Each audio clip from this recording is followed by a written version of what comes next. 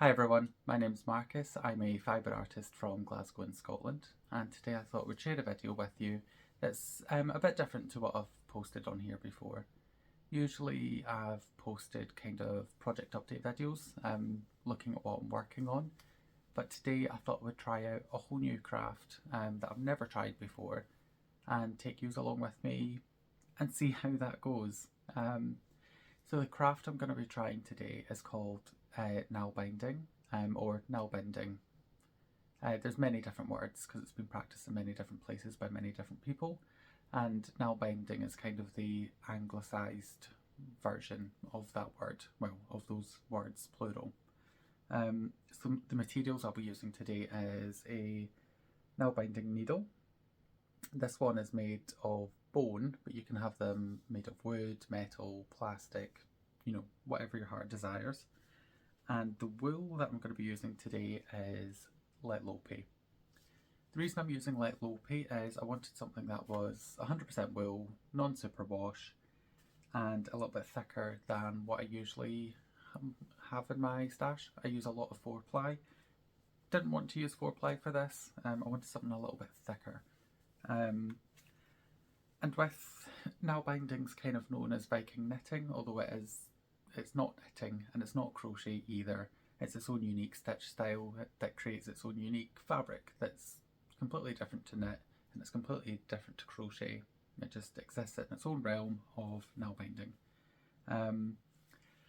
Because it's known as Viking knitting, let lope's Icelandic yarn, it kind of fits the theme, or at least it does in my head anyway. So I can't stress this enough, that this is not a tutorial by any means. I have never done this before. The only knowledge I have is what I've gained from watching YouTube videos, reading blogs, stuff like that. I don't actually have any books on nalbinding. There was a couple I was looking at, but basically I ordered a needle, it's arrived, I'm excited, I just want to get started.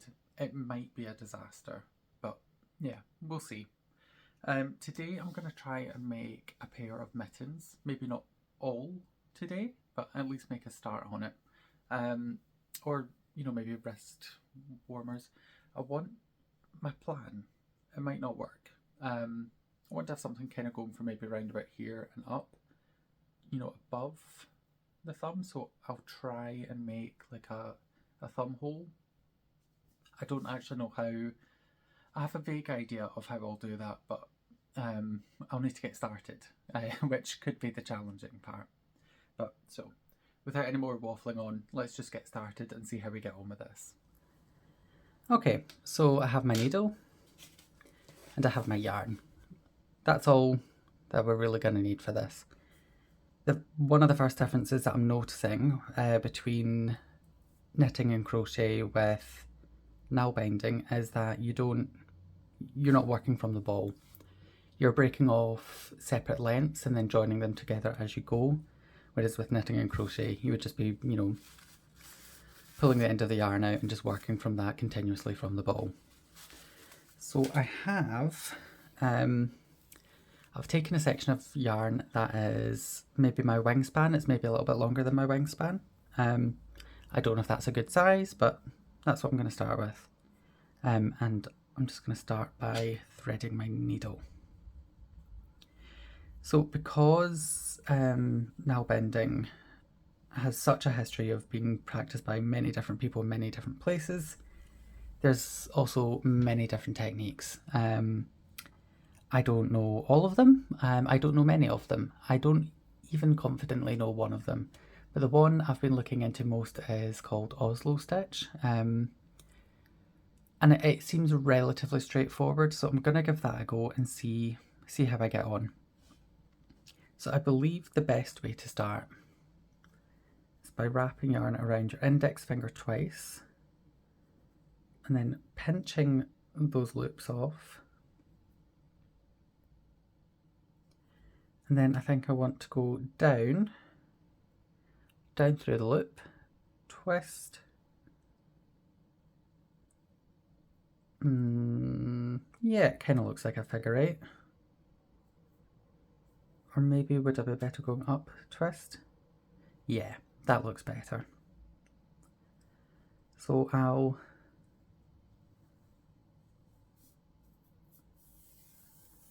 give this a go.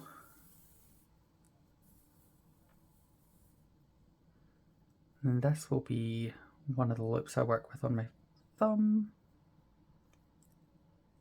And then, so I think to start, I'll take this loop here. Oh no.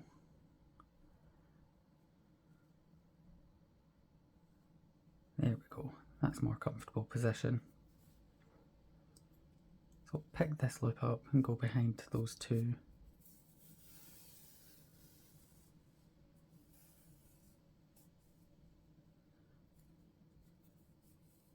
Okay, so I've started. Don't know if I've started correctly, but I've started. And it seems relatively straightforward. The thing I was looking for is having 2 loops of yarn on my thumb and then my working yarn draped over my thumb. And I have that so far. So I believe all I'm really doing at this point, because before I do anything I need to make a chain and then join the chain, and then I can work in the round like I would in anything else really. So pull this off, twist and go under those 2 and back up. Okay. This seems to be going okay so far. That's kind of unexpected.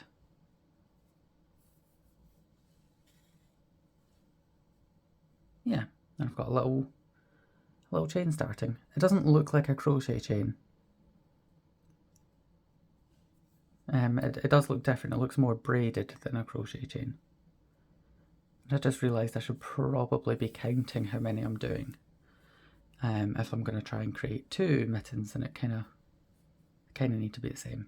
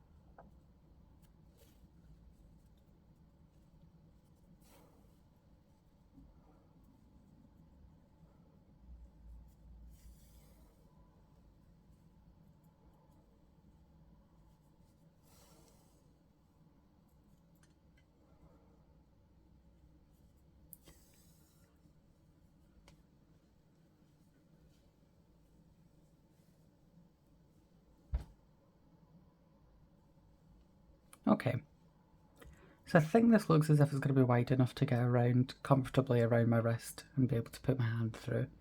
I don't know how stretchy the fabric is. The fact I'm using wool will give it a little bit of stretch, but whereas like knit fabric is inherently stretchy just by nature, whereas crochet can be less stretchy. So I don't really know. Now I need to join these. So whereas before I was just picking off this stitch and then going back on it now, I think I just pick up a loop from here and then, you know, just keep going as I was before. Just with the added step of picking up something from the row below. I mean, it looks like a join.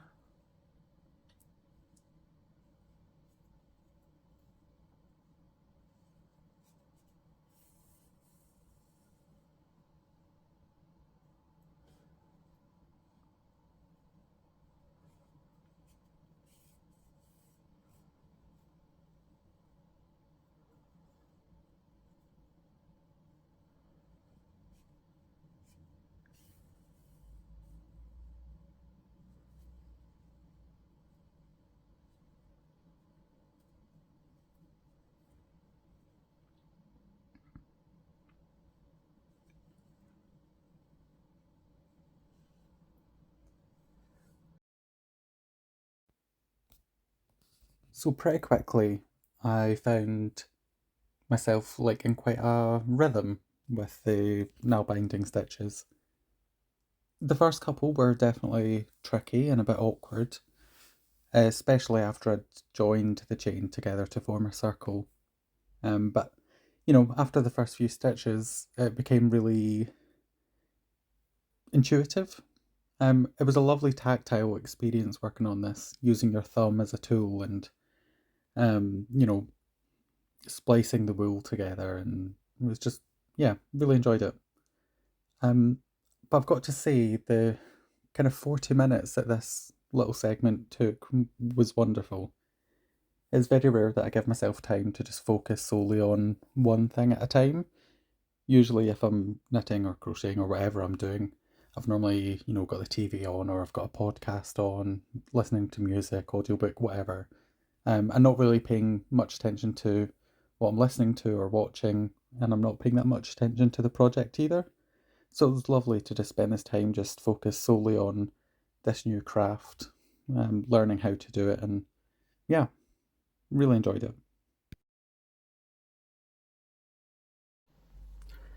So I'm at about the point that I want to add the thumb. So all I'm going to do is I'm going to do the Oslo chain like I done to start off. Then I'm just going to skip 4 stitches.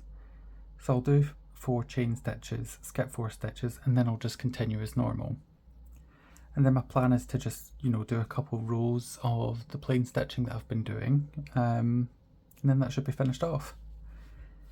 Making the main body of the arm warmer only took maybe 40 minutes, if even, which is, yeah, I thought this was going to be like a multiple day situation, but no, surprisingly quick. The texture is quite interesting. It's totally unlike knit or crochet. I thought the texture was going to be a bit more like crochet, but it isn't really. In sideways on, like, you kind of get V's, but they're not really V's. It's as if that all of the stitches, well, all of the strands have been braided together. It's interesting. I'm not going to play about with it too much until I'm finished, and then I can try them on, and I can really see what the texture is like. So let's get it done.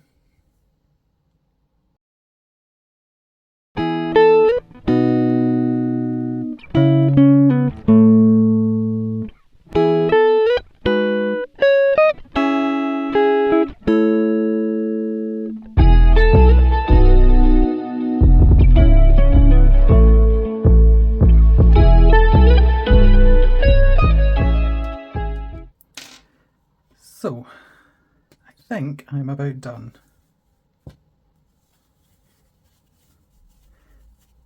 Okay, so it's not the stretchiest fabric. Oh, and it's quite meshy.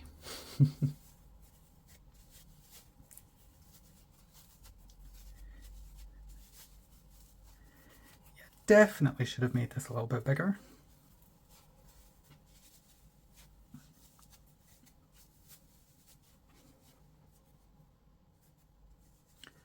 Okay. I mean, I wasn't really wanting lace gloves, but the concept is there.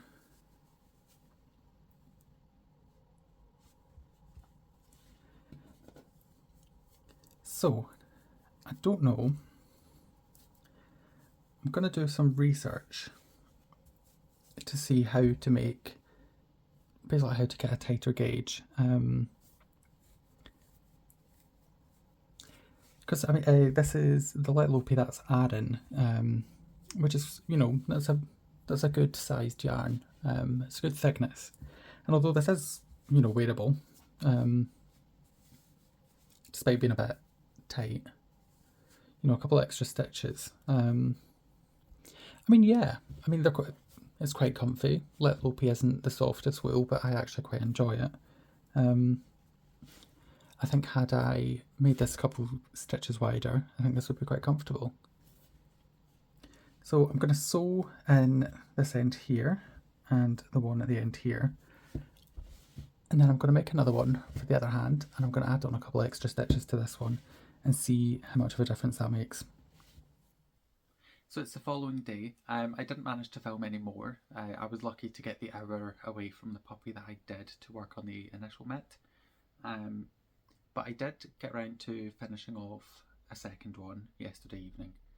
I made this a little bit wider, and the issues that I had with the fit with the first mitten are a lot better. It's still a little bit snug, but overall fits a lot better. It wasn't stretching out when I was trying to put it on, but it is still just a little bit snug. So I made another one, and this one fits perfect, I would say. There's only one stitch difference.